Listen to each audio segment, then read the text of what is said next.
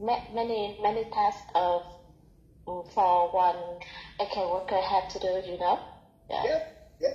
And why are you interested in Cootamundra? Why come to Cootamundra?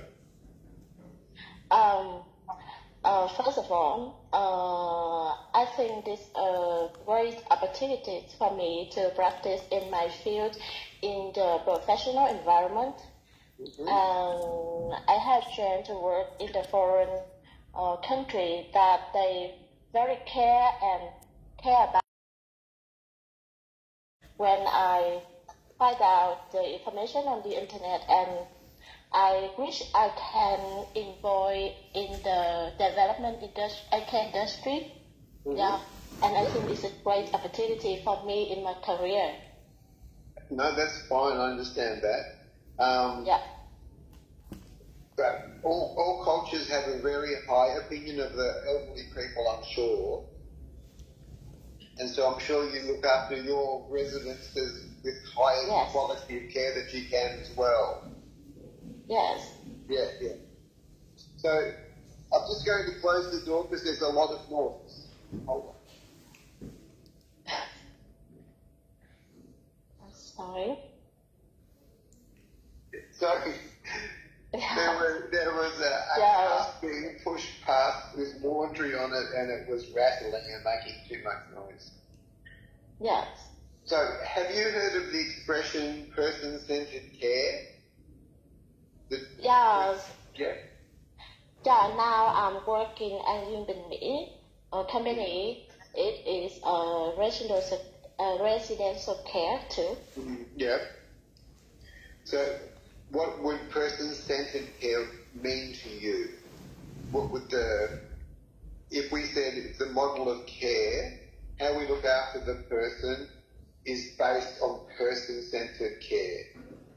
What might that mean to you? Yes, in my company, I also have target.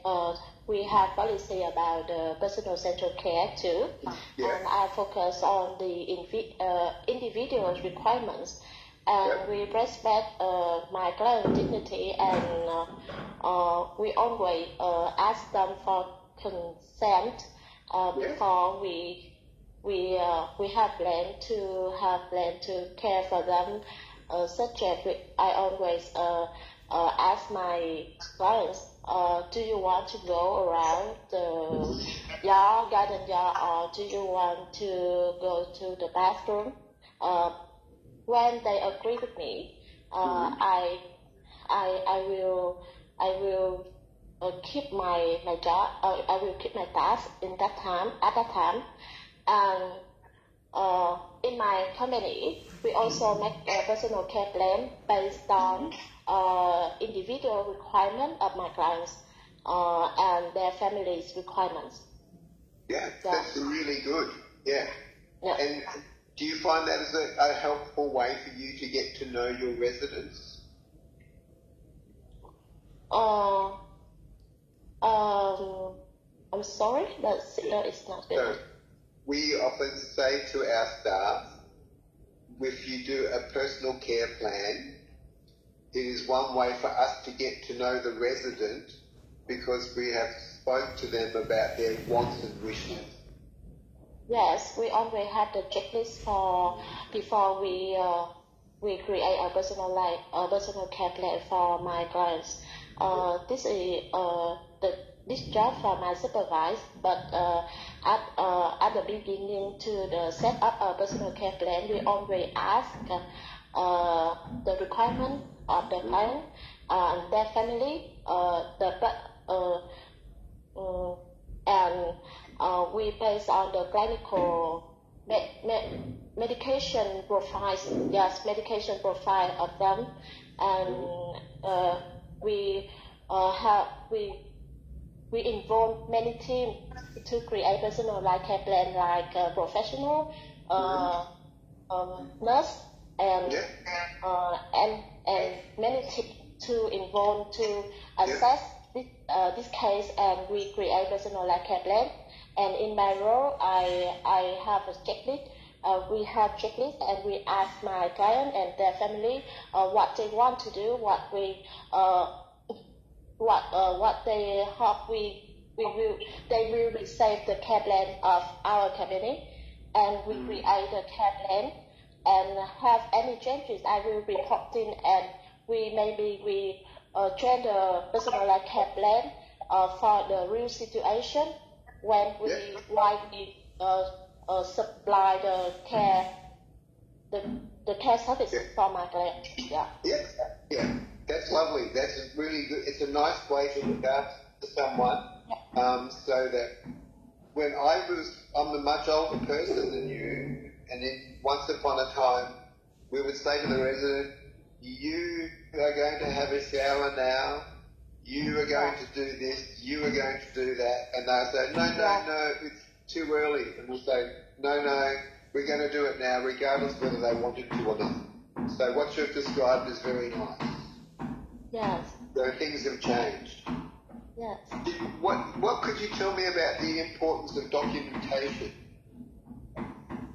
Yeah, about the documentation, I think it's very important in many fields, including in aged care service. And documentation is very important, in my opinion. It's very important. When we write down the necessary information or any changes of when we take care of for elderly people or my clients, and this is necessary information for other team like professional can have information to train or maintain the care plan for elderly people. Furthermore, the documentation is also the evidence we need to practice, because in the real situation, sometimes we have the conflict between the aged care workers and clients, and this is the evidence we can protect the operator when we working together and work with take care for my clients. Yeah. So it's a very useful tool. It protects us, it protects the resident, because we're handing over information to the next shift, and it helps us build their care plan. No, that's very good. How do you go about reporting an incident? Say someone had a fall. Yes. For reporting incidents, after we assess the incident, we resolve the incident, I have to write a report for my supervisor, and I report who, when, how, whom the accident happens for my supervisor, and on observation, I can see, I can hear in the accident, everything may be the evidence and necessary information for other team can work after the accident, or for the doctor can treatment for my clients, and and I immediately after the accident, I have to report within 24 hours for my supervisor. Yeah. Very good. Now you've spoken about, I'll talk about, are you familiar in Australia we have these things called the aged care standards? Have you looked those at all on the internet? Yes, before know about your company and apply in this job, before I had decision to want to move to go to Australia and enjoy the aged care industry and join to the aged care industry, and I find out many regulations about aged care industry in Australia, and I'm very excited about the A quality standard of aged care. Especially, I'm very impressed about the personal care, personal centered care. I think it's very meaningful for me and for elderly people. Yeah.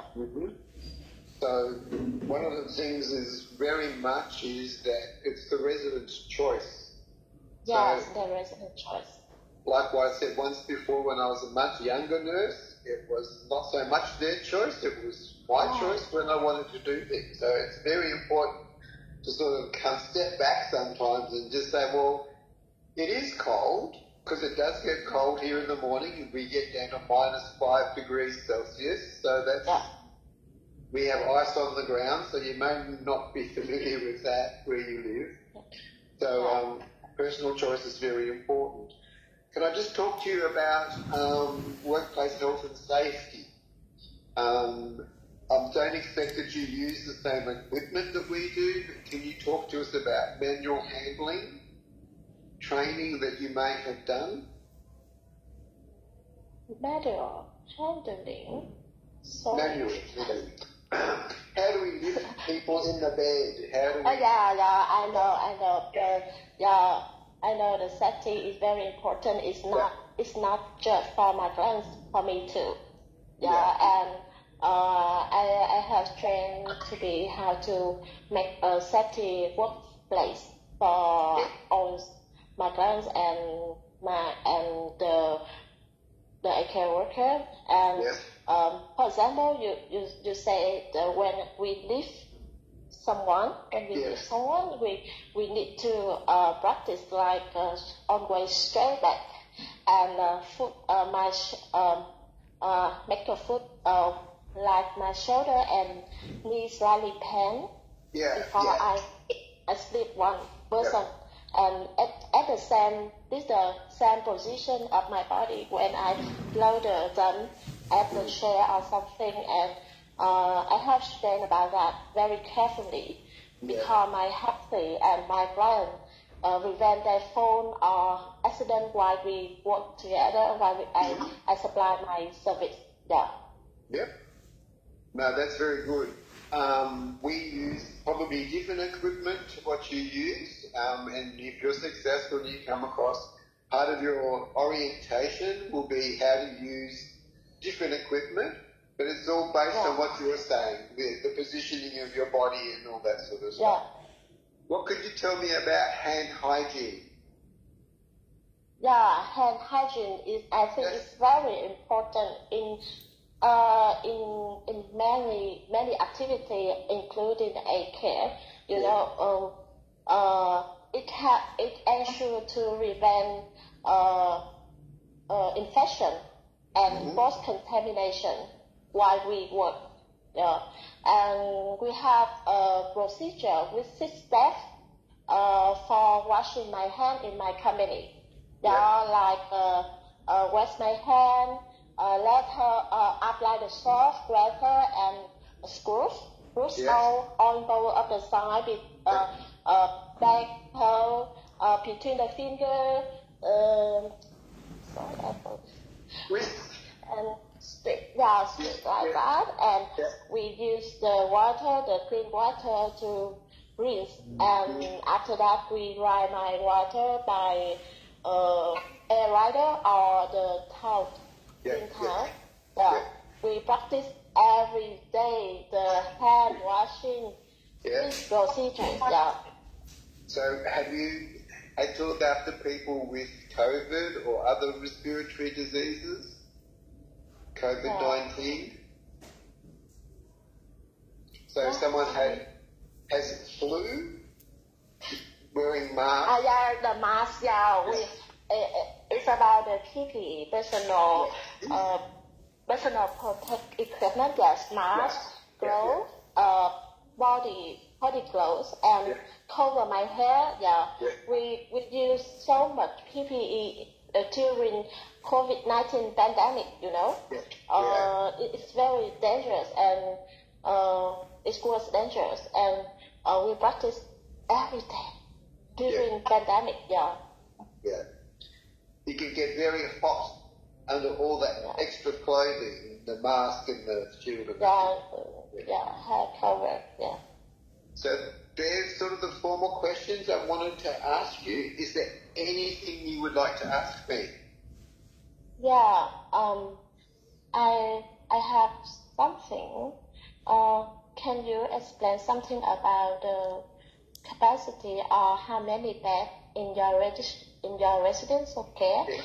And how many parents I have to take care when I have joined to work for you?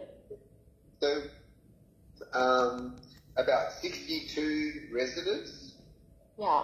When we're full, and we have a dementia unit for people with dementia. That's a secure unit. So when you are in a team in the morning, so you're a team of nurses. So each area may have 4 care workers for about 20 people. So each area has so the team will get together, they work out who's going to do what, so everything is spread out evenly, and there is a team leader who supervises, and then there's a registered nurse in charge of everybody. Yeah. Thank you. Yeah. Now, we offer, we ask people when they come here that we ask them to say, are they prepared to do morning shift, afternoon shift and night shift? Is there anything to stop you from doing all those shifts? Okay, it's okay for me. Yeah?